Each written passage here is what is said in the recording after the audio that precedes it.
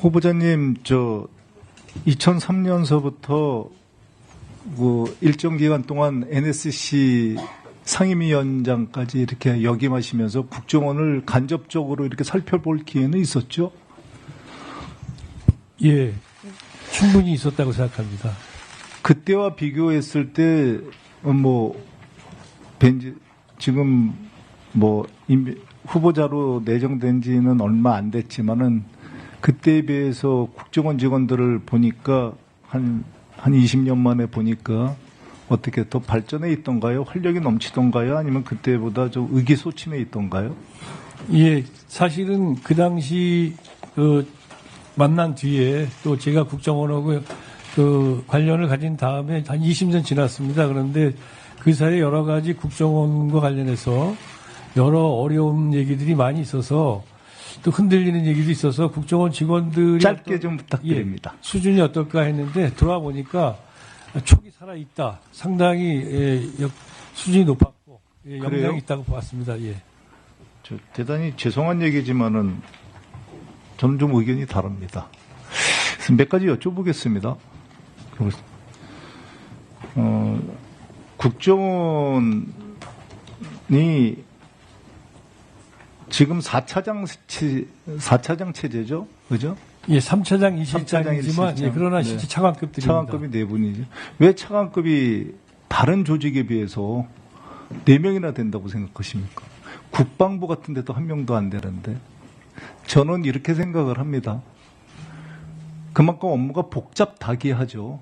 네. 그러니까 어떤 원장이 오더라도 그 업무를 다 정통할 수는 그건 불가능한 얘기입니다.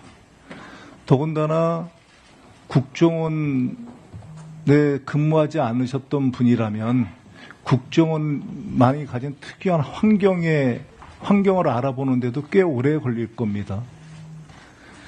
그래서 국정원의 업무 중에서 국정원 직원이 반드시 갖춰야 될 저는 업무 능력을 꼽으라고 한다면 굳이 저는 문제 해결 능력과 종합 판단 능력이라고 생각을 합니다. 이 능력을 기르는 데는 후보자께서도 잘 아시겠지만 15년에서 20년 정도를 기본적으로 투자해야 되는 것들입니다. 그렇게 오랫동안 투자했던 인력들이 사실은 여러 가지 이유로 조기 도태되고 있죠. 그 이유가 뭐라고 생각을 하십니까? 단순히 계급적 연재라고 생각을 하십니까? 정치적 변동에 따라서 국정원이 많이 영향을 받은 탓이 아닌가 그렇게 생각하고 있습니다. 이게 보복의 악순환이죠. 노골적으로 말씀드리면. 그 근저에는 인사라는 게 있다는 것은 너무나도 쉽게 유추할 수 있는 것이고요. 그런 상대를 쳐내기 위해서는 어떻게 해야 되겠습니까? 그 인사를 왜곡하는 수밖에 없습니다. 진짜 문제가 있는 직원이면은 그거는 그 정권에 상관없이 그거는 내보내면 되는 거지. 처리하면 되는 거지만 그렇지 않고 대가가 없는 직원들을 처리하려면 그건 인사를 왜곡하는 수밖에 없겠죠. 그죠? 그 왜곡이 국정원에서는 불행하게도 정권이 바뀔 때마다 반복되고 있습니다. 국정원 내부에서의 이런 기능을 담당하는 곳이 있죠.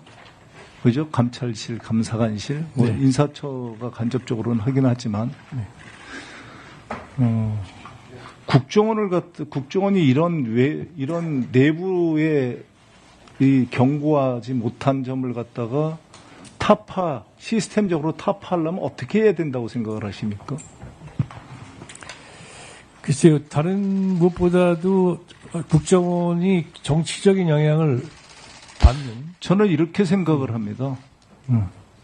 그건 인적인 요소고요. 네. 저는 시스템을 바꿔야 된다고 생각을 합니다. 어떤 문제가 생겼을 때는 반드시 시스템을 바꿔야 된다고 생각을 하는데, 국정원 내부의 감찰과 감사로는 이 시스템을 저는 못 바꾼다고 확신을 합니다. 국정원 지금 전현직 직원들이 저도 포함해서 들으면은 뼈아픈 얘기이긴, 그리고 뼈아픈 얘기일 수 있겠습니다만 국정원은 자체 개혁이나 혁신에서 실패했다고 저는 생각을 해요. 그리고 이 시스템을 바꾸지 않는 한 이거는 반복이 될 거라고 저는 확신합니다. 국정원이 변하고 국민의 정말 정보기관이 되겠다는 건 매번 반복되는 얘기입니다. 근데 그 얘기를 지금 30년째 하고 있는 거거든요. 그게 저는 외부의 감시의 취약이라고 생각을 해요. 그래서 세계의 정보기관은 그러면 특별하게 우리나라보다 사람들이 선하고 그래서 그런 게 없느냐? 그렇지 않습니다. 그러니까 외국은 이 외국 선진 정보기관은 이 점을 일찍이 간파하고 이미 1970년대부터 이런 기능을 갖다가 강화했죠. 그게 외부에 의한 정보 감시 체계의 두 가지 크게 들어보겠습니다. 하나가 정보감찰관제죠. CIA 같은 데가 이제 특징적으로 하고 있는데 외부에 의한 감찰 감사를 하고 그 결과를 대통령과 국회 정보위원장과 그리고 국정원장한테만 우리나라로 보면 국정원장한테만 보고하는 시스템입니다. 또 하나가 있는데 그걸 더 적극적으로 해서 아예 그 감찰관들을 국정원과 관계없는 우리 국정원이라고 비정하겠습니다. 국정원과 관계없는 기관에서 선발해서 감시하게 하는 기능입니다. 그 기능은 호주가 좀 대표적이겠죠. 또 하나는 백악관 그리고 우리로 얘기하면 대통령 비서실 직속으로 해서 정보공동체를 형성해서 정보공동체에 의한 그 행정부의 감사가 있겠습니다. 그리고 이제 대표적인 게 이제 정보위원회에 의한 감사겠죠.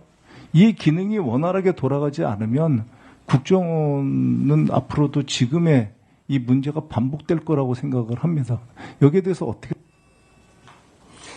예, 존경하는 김병기 의원님 말씀하신 부분 매우 중요한 지적이라고 생각하시고요.